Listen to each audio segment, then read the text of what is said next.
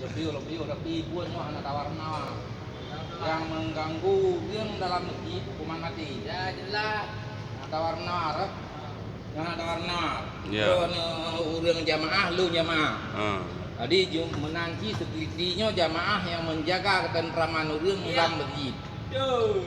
Hah? Nggak salah lembah apa? Nah, jadi baru kejadian hari asa limang roh security di drop lum.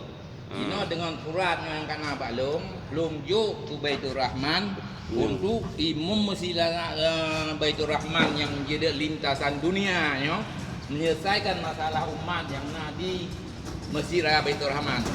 Memang roh. Mana yang kalun tulis? Nyawa kalun juk untuk yang bertanggung jawab di dalam masjid ya. Kira dengan kain puas sawaji kan. Jadi yang sasaran di limang roh kan. Security. Mungkin ni drone nahan duri tahu securitynya itu kalun tanda aja. You know, bagi si Lonjo. Ini memang gaya bu. Memang dia hukuman mati kan kayak berdiri ya.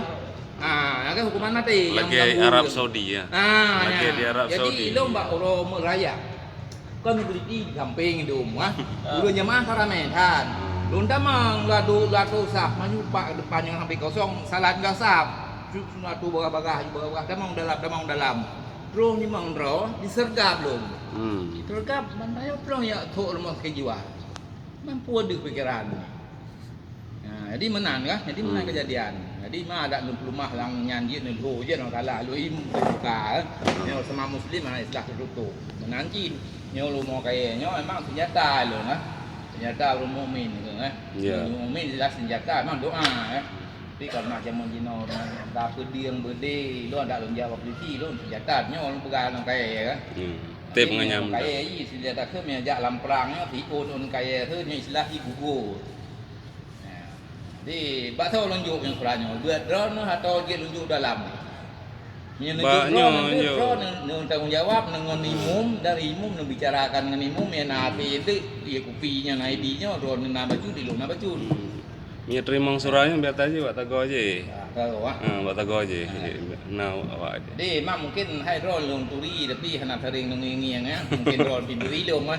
Turi. Jamaah tetap ino ah. Dan kon luar sing ino di Banda Aceh kan. Ya, betul. Jadi takara lung ino orang tu luar di kota Banda Aceh itu hanjian yang lung. Hanjian. Mal punya madang kayak anak urop. Hanjian berang tam boleh dia boleh waka be duduk motor atu mentang begah tangi wa jalan ke pelupa tu be baju gaji tu kan mula be ro boleh baju gaji harum ke baju gaji anak aku bukan kayak dia mah ya Waalaikumsalam. Waalaikumsalam. Kan tinggal jalan mas. Nyo long papai no